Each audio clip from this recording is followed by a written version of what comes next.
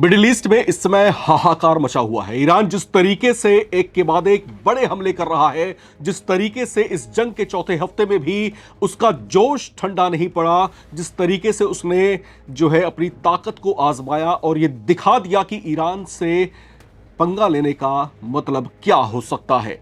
सिर्फ इजराइल और अमेरिका ही उसका शिकार नहीं हो रहे, मिडिल ईस्ट के ऐसे तमाम देश जो कहीं ना कहीं प्रत्यक्ष या अप्रत्यक्ष तौर से अमेरिका को बैकडोर सपोर्ट दे रहे हैं या किसी भी तरीके से उसके लिए जो है सहायक साबित हो रहे हैं, ईरान के निशाने पर वो तमाम देश भी हैं।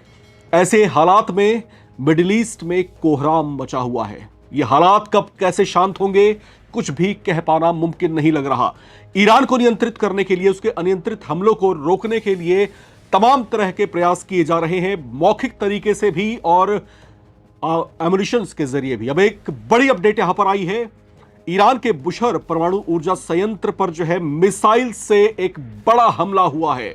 आपको बता दें कि बुशहर जो है ईरान का एकमात्र और सबसे बड़ा जो है परमाणु रिएक्टर है जहां पर इस हमले को अंजाम दिया गया है। इस पर अगर स्ट्राइक सफल रहती तो ईरान में जो पावर सप्लाईज हैं वो पूरी तरीके से ठप हो जाती। ईरान की जो बुनियादी जरूरतों को पूरा करने वाले जो इंतजाम थे वो पूरी तरीके से चरमरा सकते थे, तो उसको खास तौर से निशाना बनाने की यहां पर कोशिश की गई है।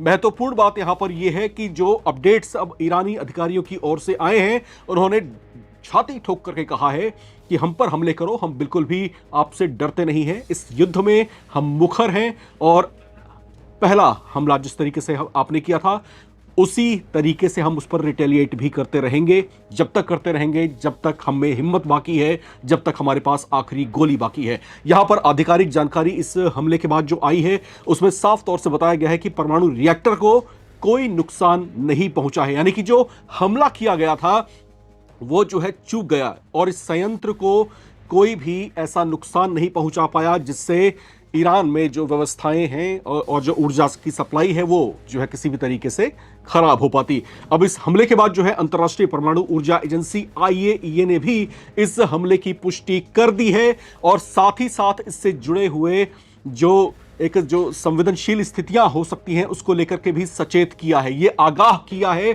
कि अगर वहां से अगर ये हमले किए जाते हैं और अगर ये सफल हो जाते तो यहां से जो है न्यूक्लियर का रिसाव हो सकता था, लीकेज हो सकती थी और ऐसा होने पर जो है एक बड़ी त्रासदी जो है देखने को मिल सकती थी।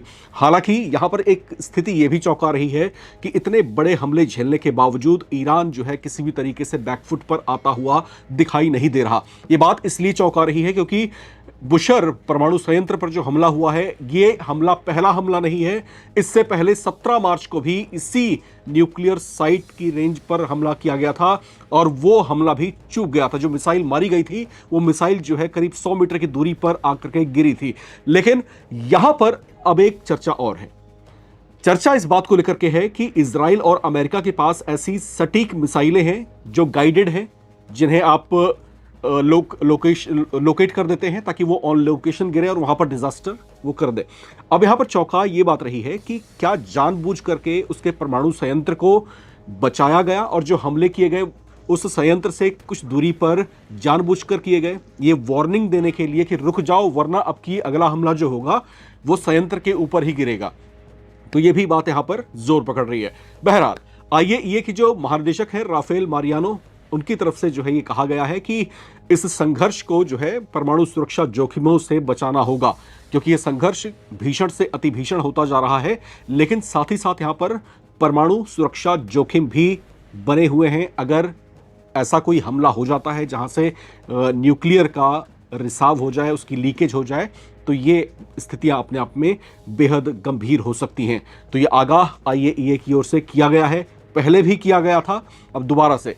अब ये जो दूसरा हमला है, ये दूसरा हमला महत्वपूर्ण इसलिए माना जा रहा है चर्चाओं में इस वजह से भी है क्योंकि पहले हमले के बाद ऐसा लगा था कि ईरान थोड़ा सा रुक जाएगा। 17 मार्च को हुए हमले के बाद ही जो है डोनाल्ड ट्रंप प्रशासन की तरफ से एक प्रस्ताव ईरान को भेजा गया था कि अब जो है संघर्ष को हम रोकते हैं, बातचीत का जरिया अपनाते हैं और बातचीत के जरिए जो भी गतिरोध है उसको हम खत्म करते हैं।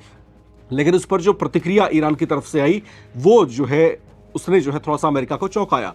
उन्होंने साफ तौर से कहा कि बातचीत का दौर अब खत्म हो चुका है, अब हम बातचीत के मोड में है नहीं। हमला आपने शुरू किया था, खत्म हम करेंगे, अपने तरीके से करेंगे, अपनी शर्तों पर करेंगे। तो ये जवाब था ईरान की तरफ से। हालांकि अब एक दावा और डोनाल्ड ट्रंप प्रशासन की ओर से है कि अब बातचीत जो है किसी अन्य अधिकारी या फिर अन्य किसी पदस्थ नेता के साथ नहीं की जा रही, बल्कि खुद जो है ईरान के सुप्रीम लीडर जो है मुज्तबा खामेनेई, उनसे जो है बातचीत की जा रही है। ये एक तरफा दावा है अमेरिका का, इसको जो है अभी पुष्ट नहीं किया गया है ईरान की तरफ से। तो अब क्या कुछ ऐसा हुआ कि जो प्रस्ताव अमेरिका की तरफ से दिए गए थे, क्या उन प्रस्तावों पर जो है ईरान सहमत नहीं हुआ? क्या इसी वजह से अब दोबारा से जो है उसके परमाणु रिएक्टर के पास जो है ये अटैक किया गया, ये वार्निंग देने के लिए कि अभी भी समझ जाओ वरना जो है अंजाम बहुत घातक होगा। खैर, अब ये संघर्ष किस दिशा में मुड़ रहा है, ये अगला मोड़ क्या ले सकता है और कितना गंभीर हो सकता है, इसको लेकर के दुनिया भर में चर्चाएं तेज हैं। आपको क्या लगता है? अपनी राय लिखकर कमेंट बॉक्स में जरूर शेयर करें। देखते रहें नवभारत टाइम्स।